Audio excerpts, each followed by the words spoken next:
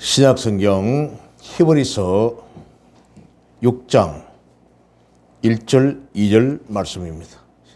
신약성경 358페이지 히브리서 6장 1절로 2절 말씀 찾으신 줄 알고 제가 봉독해 드리겠습니다.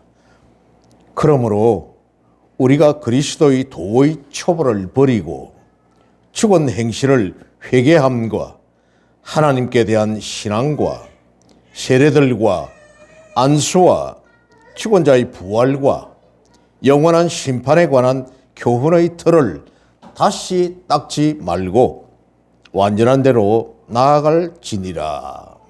아멘. 신앙의 완전한 대로 나아갈지니라. 전 시간에 1편에 이어서 오늘 두 번째 말씀을 나누고자 합니다. 로마 황제 숭배 정책을 거부하고 하나님의 유일 신앙을 끝까지 지켜나가던 기독교인들은 대외적으로는 로마의 박해에 시달리고 또 대내적으로는 유대주의자들의 선동으로 성도들의 신앙이 점점 희석되며 또 배교의 위험에 직면한 이 상황에서 오늘 히브리서 기자는 성도들을 복음 가운데 굳건히 세우고 신앙의 전진과 격려의 필요를 강하게 느꼈던 것입니다. 사도행전 18장 1절에서 3절을 보면은 정말 이 로마의 핍박이 이제는 아주 극도의 상황까지 이르렀습니다. 하물며 로마를 시가지를 기독교인들이 불을 질렀다고 기독교인들을 바티칸 광장에서 온갖 방법을 동원하여 처형을 하는 순교의 이 피비린내가 나는 도시가 그런 일들이 일어나면서 이제는 유대인들이라면 무조건 로마를 떠나라는 이런 정책을 펴었던 것입니다.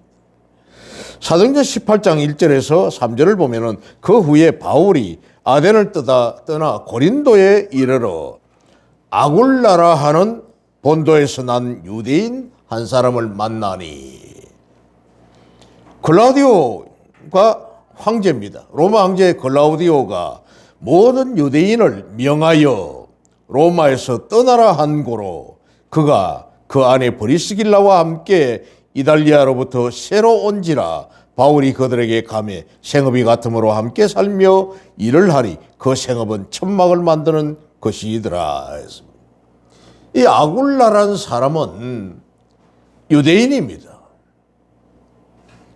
그 다음에 브리슬라라고 하는 사람은, 브리스길라는 아굴라의 아내인데 이 사람은 헬라인이죠.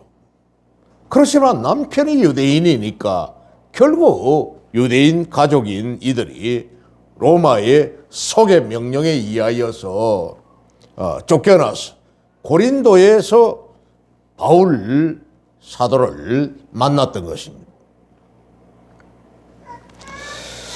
오늘날도 물질적인 이 풍요와 함께 온 세계 곳곳에서 일어나는 이 말세지말의 징조들, 곳곳에 나라가 나라를, 민족이 민족을, 전쟁, 또 기아, 이것은 통계 자료에 보니까, 신문지상에 보니까 전 세계에 지금 75억 인구 중에서 25초마다 한 사람이 굶어 죽는다고 합니다. 기아입니다. 기아. 굶어 죽는 거예요. 또 이상기후가 발생이 됩니다.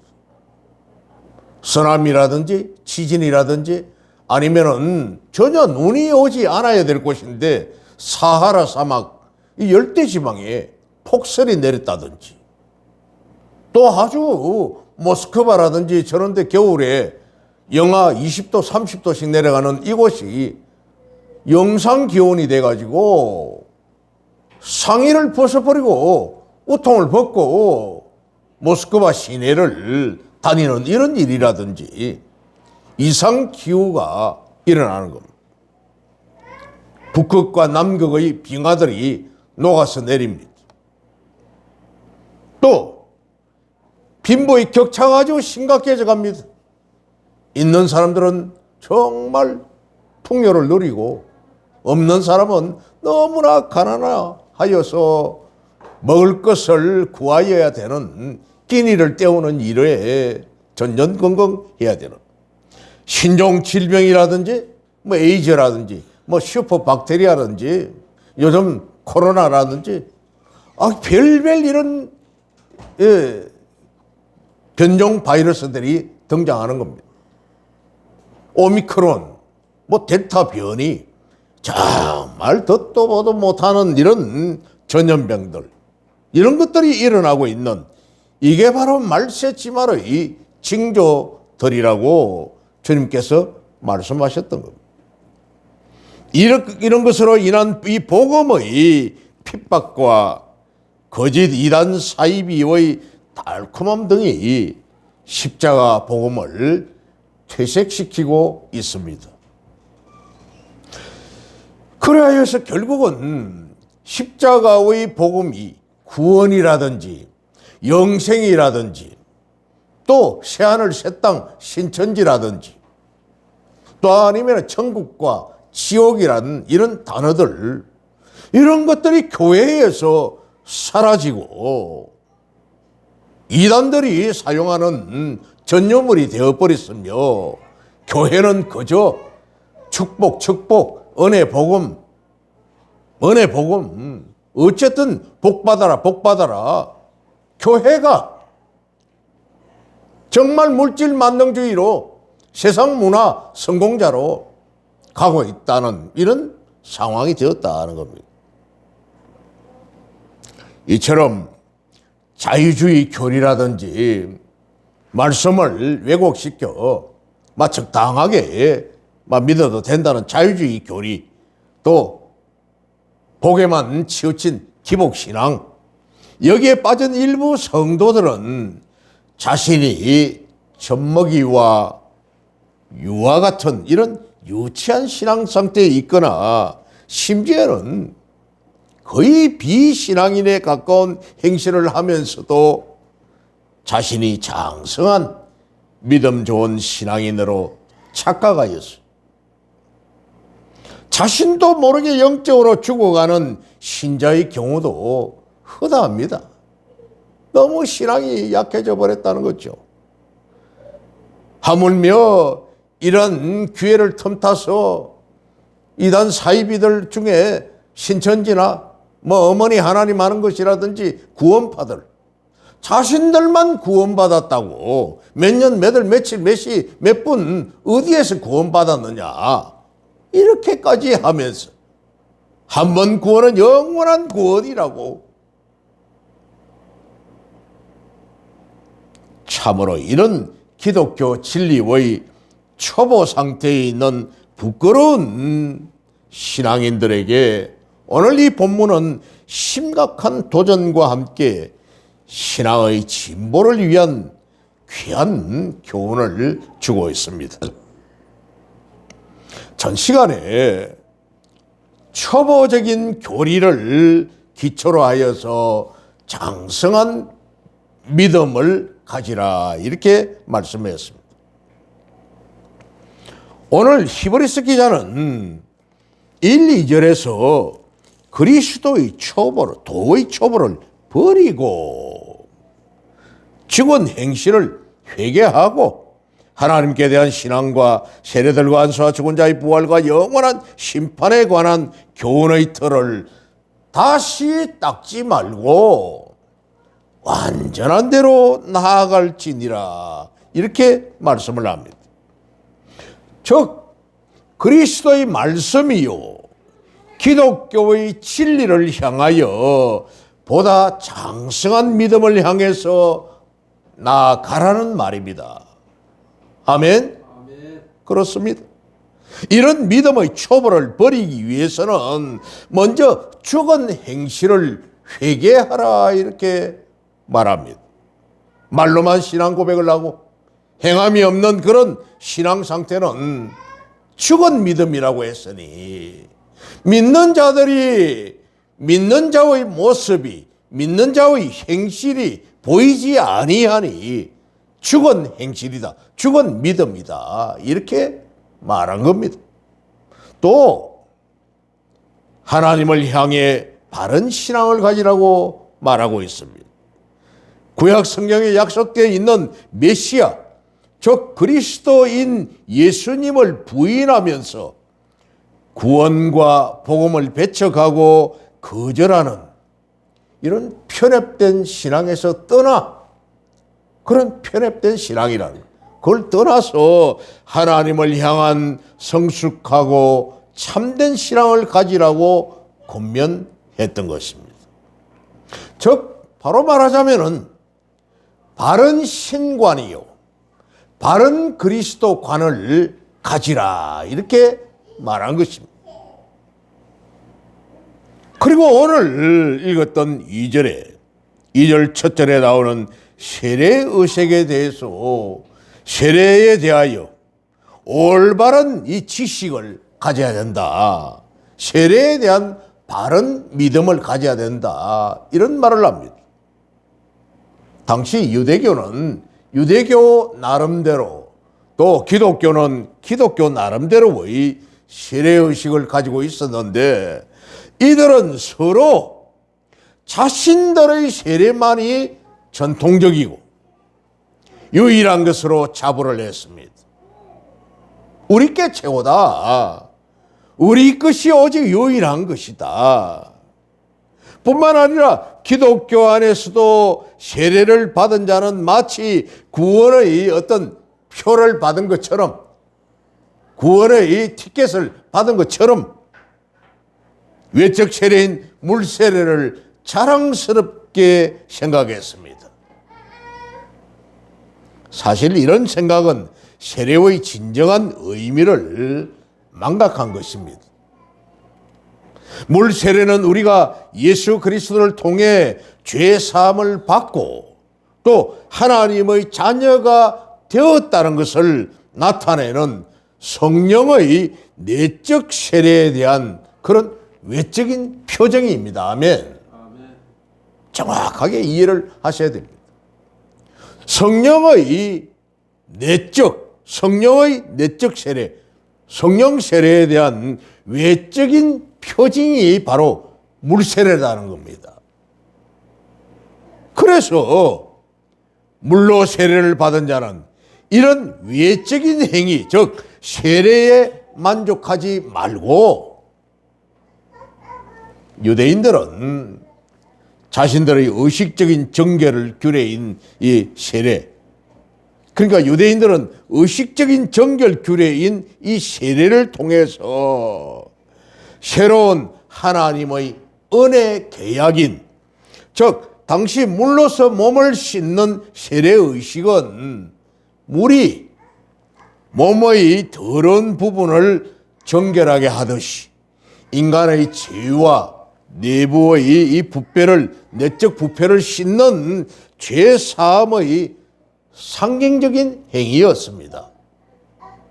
그러기에 이 물세례는 바로 하나님의 구속의 은혜에 참여하는 그런 보증이었다는 겁니다. 하나님의 구속의 은혜에 참여하는 보증이었다. 보증의식이다.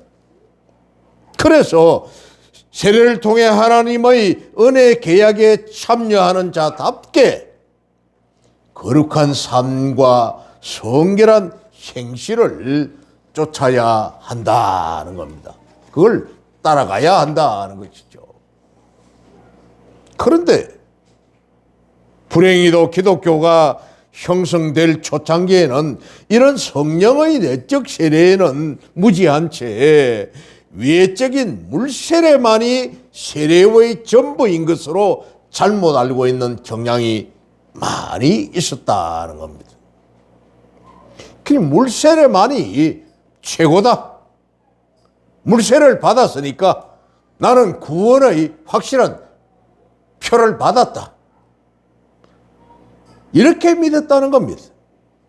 예수님 당시 유대인들은 세례 요한의 물세례밖에 알지 못하였고, 당시 이스라엘 최고의 랍비였던 산헤드린 공회원이요 선생이었던 니고데모, 그도 역시 요한복음 3장 1절에서 8절을 보면은 그가 랍비요 공회원이었던 이 유력한 자 니고데모가 구원에 관한 이런 의문을 가지고 밤중에 몰래 예수님을 찾아왔다고 했습니다.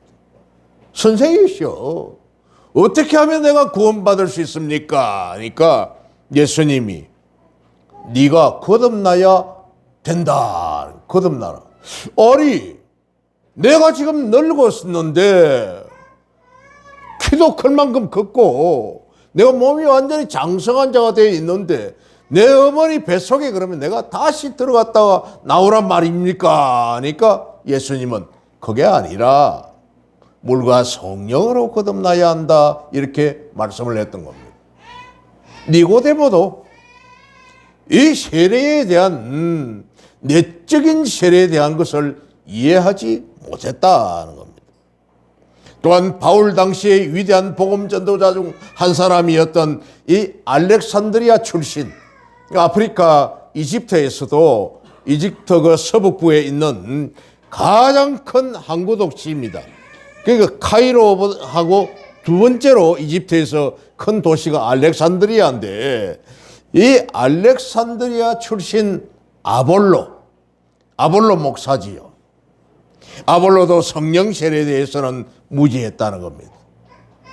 그는 아주 구약 성경에 능통했던 이런 아볼로 목사였습니다. 물론 그는 이후에 이 브리스길라와 아굴라 부부에 의해서 성령 세례의 올바른 믿음과 지식을 깨달았던 것입니다. 사도행전 18장 24절에서 28절을 보면은 알렉산드리아에서 난 아볼로라 하는 유대인이 에베소에 이르니 이 사람은 언변이 좋고 말을 아주 잘한다는 겁니다. 성경에 능통한 자라, 구약 성경에 능통한 자라고. 그가 일찍이 주의 도를 배워 열심으로 예수에 관한 것을 자세히 말하며 가르치나 요한의 물세례만 알 따름이라 했습니다. 요한의 물세례만.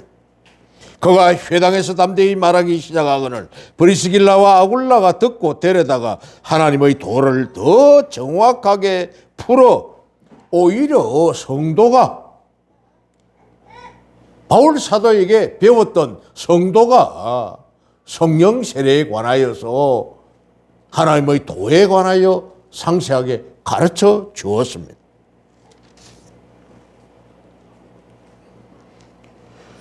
뿐만 아닙니다. 당시 초대교회 교인들 역시도 세례의 요한의 물세례만 아는 자들이 많았다는 겁니다. 이들도 이후에 전도자들을 통하여서, 사도들과 전도자들을 통하여 성령 세례에 관한 믿음과 지식을 갖게 되었던 것입니다. 바로 이어 사도행전 19장 1절에서 7절 말씀을 봅니다. 아볼로가 방금 아주 성경에 능통했던 그 아볼로, 고린도에 있을 때에 바울이 윗지방으로 다녀 에베소에 와서 어떤 제자들을 만나 이르되 너희가 믿을 때 성령을 받았느냐? 이르되 아니라. 너희가 믿을 때 성령을 받았느냐 물어보니까 아닙니다. 우리는 성령이 계심도 듣지 못하였노라. 바울이 이르되 그러면 너희가 무슨 세례를 받았느냐? 대답하되 요한의 물세례니라 했습니다. 우리는 요한의 물세례만 받았습니다. 그러냐? 바울이 이르되 요한이 회개의 세례를 베풀며 백성에게 말하되 내 뒤에 오시는 이를 믿으라 하였으니 이는 곧 예수라 하거늘. 예수님에 관하여 이제 말씀을 합니다. 그들이 듣고 이제 예수 그리스도에 대한 말씀을 사도 바울에게서 잘 듣고는 주 예수의 이름으로 세례를 받으니 바울이 그들에게 안수하며 성령이 그들에게 임하심으로 방언도 하고 예언도 하니 모두 12사람쯤 되니라 했습니다. 바울이 예수 그리스도에 관하여서 상세하게 설명을 해주고 다시금 안수를 하고 예수 이름으로 그들에게 세례를 베푸니 성령이 그들에게 임하심으로 방언도 하고 예언도 하니 성령 세례를 받았다는 겁니다. 이런 초대 교회 당시의 경향은 아직 기독교의 교리가 완전히 정착되지 않은 복음의 초창기였기에 부득이 그럴 수밖에 없었습니다. 그러나 안타까운 사실은 복음이 현재 온 세계에 전달된 오늘날도 여전히 세례의 예적의식인 물세례가 세례의 전부인 양 잘못 알고 참으로 내적으로 성령 세례를 받는 자답게 선하고 거룩한 삶에 대해서는 무관심한 자들이 많다는 겁니다. 성령 세례에 대해서 무관한 자들이, 무심한 자들이 너무 많다는 거죠.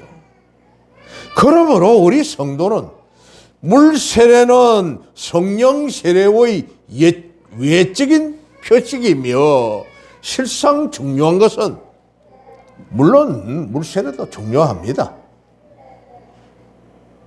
성도를 회개케 하며 성결한 삶을 영위할 능력을 베푸는 성령의 내적 역사인 성령 세례임을 우리는 분명하게 깨달아야 한다는 겁니다. 아멘.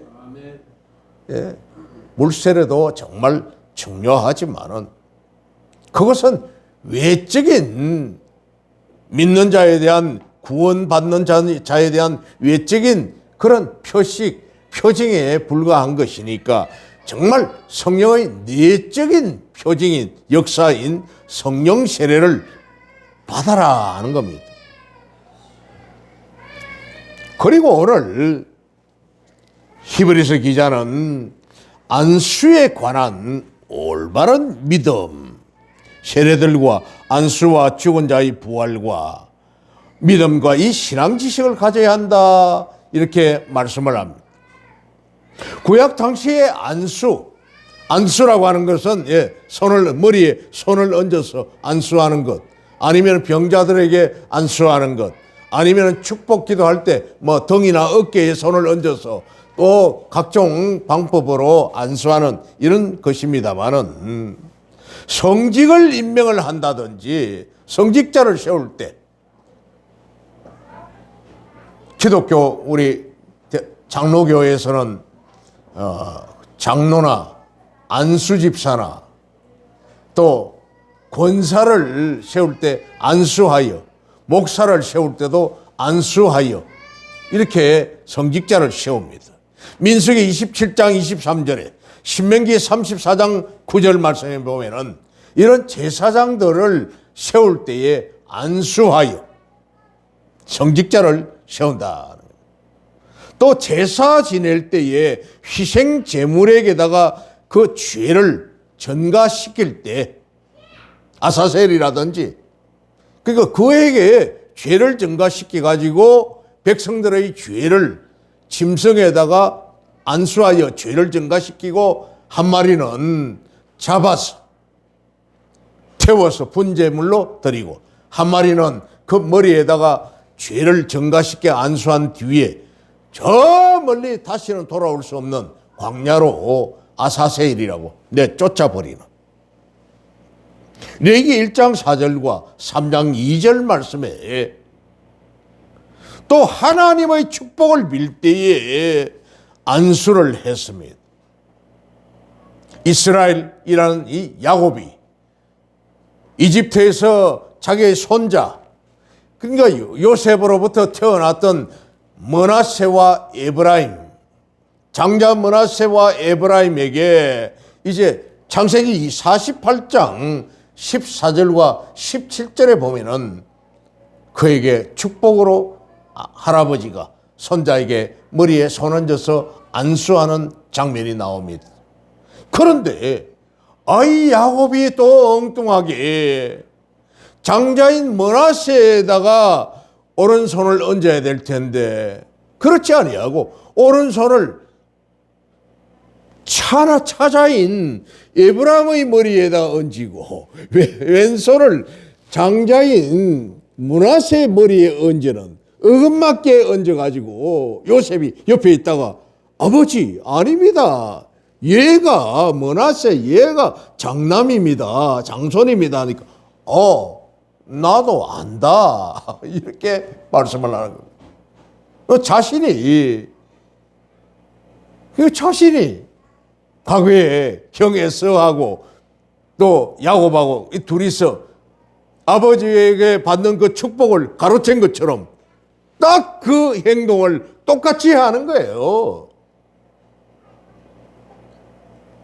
그처럼 하나님의 축복을 빌 때 안수가 행해졌다는 겁니다. 이런 의식은 신약 시대에도 지속이 되었습니다. 신약 당시 기독교에서 안수를 행할 때는 이런 의미들 외에 또 다른 의미가 추가되었는데 그것은 오늘 본문이 말하는 세례시의 안수가, 다시 말합니다. 세례를 받을 때의 안수가 성령을 받는 수단으로서의 뜻을 갖는 것이었다는 겁니다. 아멘. 그렇습니다. 제가 그런 말을 항상 하죠. 여러분들 성령 세례, 물세례 따로이라고 생각하지 마시라고. 여러분들이 성령으로 하지 아니하면은 주님을 구주로, 주님을 우리의 구원자로 말할 수 없다 했습니다. 지나가는 사람 붙들고 불신자 보고 예수님을 나의 구원주라고, 나의 구속주라고, 내 죄를 다 예수님이 다 짊어지시고 십자가 내 죄를 대신하여 죽으신 분인데 살아나셨다고 고백하라고 해보십시오. 하지 않습니다. 예수님을 나의 구세주로, 구원주로 고백을 한다면 성령이 오신 거예요. 그래서 오늘 이 말씀을 보면은 본문에는 이 세례시의 안수를 가리킵니다. 이것을 단순히 구약적인 의미 정도로만 생각한 나머지 안수를 통해 성도를 회개시키고 중생케 하는, 즉 회개, 돌이킴입니다. 그 다음에 또 중생, 거듭남이죠. 거듭남. 이런 성령의 능력에는 무지한 경우가 허다했습니다. 성령의 이 역사심을 알지 못한 경우가 너무 허다했다. 그러나 실로 세례의식과 함께 행해지는 이 안수를 통해서 성도가 세례받은 자로서 하나님의 자녀가 되었음을 나타내는 표식일 뿐만 아니라 실제로 하나님의 자녀답게 살아가는 성령의 능력을 부여받는 수단이기도 하다는 겁니다. 단순히 물 세례만 받는 그게 아니라 물 세례를 받을 때에 머리에 손을 얹어서 성부와 성자와 성령의 이름으로 세례를 주노라 했던 이 안수와 함께 세례가 같이 동시에 행하여지니 성령이 그때에 임하신다는 것을 정확히 여러분들이 이해를 하셔야 된다는 겁니다. 아멘? 아멘. 참으로 이 안수는 세례받은 자가 하나님의 자녀가 되었음을 나타내는 표식일 뿐만 아니라 성령의 능력을 부여받는 수단이다 했습니다.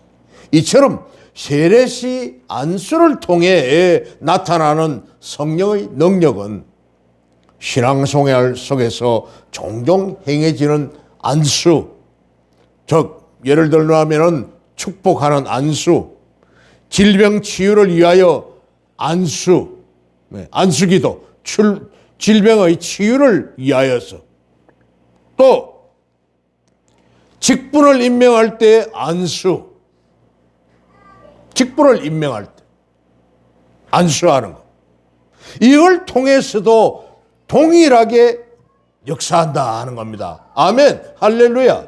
하나님께서 성령으로 역사하시는데 안수할 때 성령의 역사도 동일하게 같이 일어난다 하는 겁니다.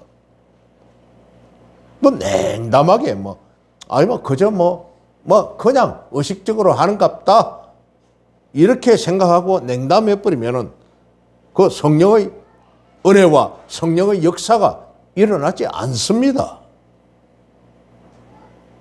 그래서 우리가 생활 속에서 일어나는 이런 안수를 통해서도 성령의 능력이 동일하게 일어난다는 것을 정확하게 이해를 하시기 바랍니다.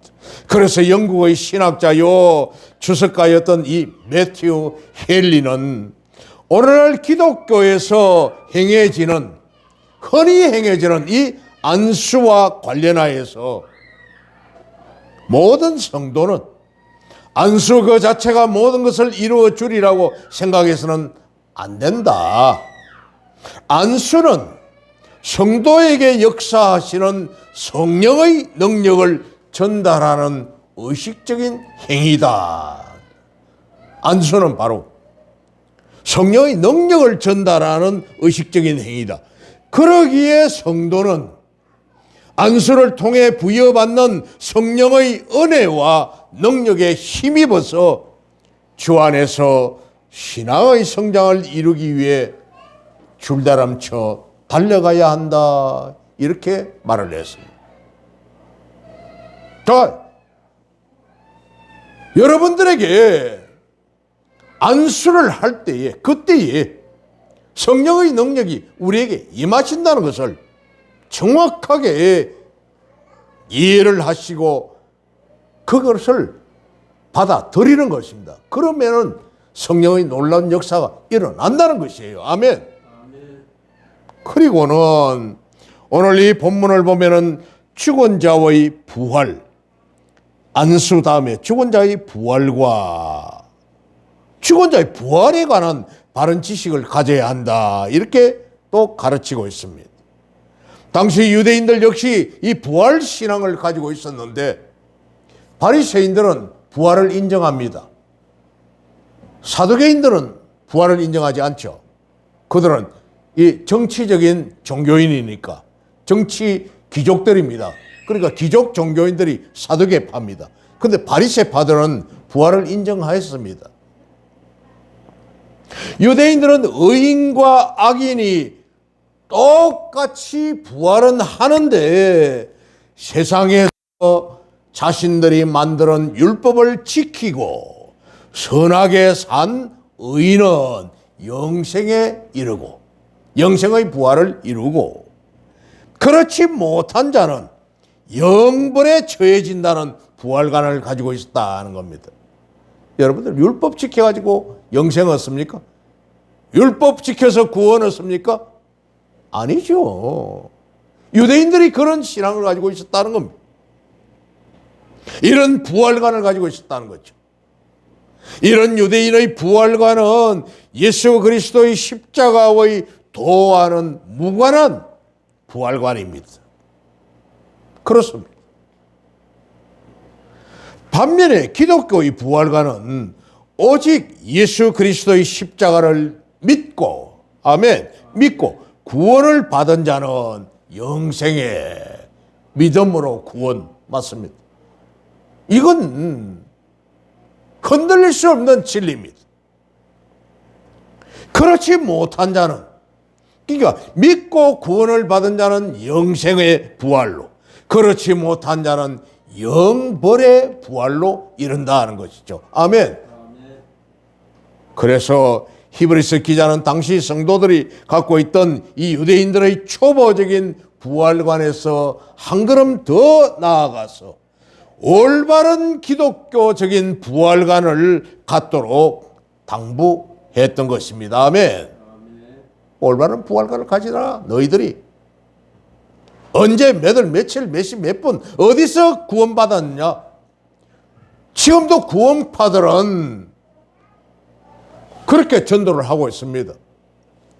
예수 믿습니까? 교회 다닙니까? 예, 교회 다닙니다. 그래요. 구원 받았습니까? 예, 구원 받았는데요. 그래요. 언제 몇월 며칠 몇시 몇 분 몇 초 어디서 구원 받았습니까? 이렇게 묻습니다. 구원파들이. 이거 잘 모르겠는데요. 기억이 삼삼하게 잘 모르겠는데 세례 받을 때 내가 구원 안 받았습니까? 이들은 대부분 아니라고 합니다. 우리에게 오십시오. 우리에게 오면 몇 년, 몇 월, 며칠, 몇 시, 몇 분 어디서 구원받았는지를 정확하게 우리는 가르쳐 줍니다. 구원받을. 그 유명한 구원파들요. 과연 그렇습니까? 참으로 마찬가지로 오늘날 이 기독교를 단순히 윤리 도덕적인 종교로만 생각하고 세상에서 어렵고 선하게 사는 자는 그리스도를 말미암더라도 영생을 얻을 수 있다고 생각하는 자들이 흔히 있다는 겁니다. 불교나 기독교나 뭐 천주교나 어디 신을 믿는 거는 똑같지 않습니까? 착하게 선하게 살라고 착하게 선하게 살면은 되지 않습니까? 뭘 믿든 믿으면 똑같은 거 아닙니까? 이렇게 말을 합니다. 그러나 세상에서 어떤 자가 과연 스스로의 능력으로 선하고 의로운 삶을 살 수 있겠습니까? 결코 그럴 수 없습니다. 의인은 음란이 하나도 없다고 했습니다. 왜? 우리의 조상이 원죄를 지었기 때문에, 죄악 속에서 태어났기 때문에. 그러나 세상에서 어떤 자가 과연 스스로 선하고 어려운 삶을 살 수 있느냐? 그렇지 못하죠.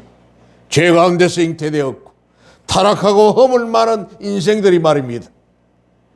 진정 영생을 사모하는 자는 반드시 죄와 사망 권세를 깨뜨리고 부활하신 예수 그리스도의 구속의 은혜와 능력에 의지해야만이 구원을 받을 수 있다는 겁니다.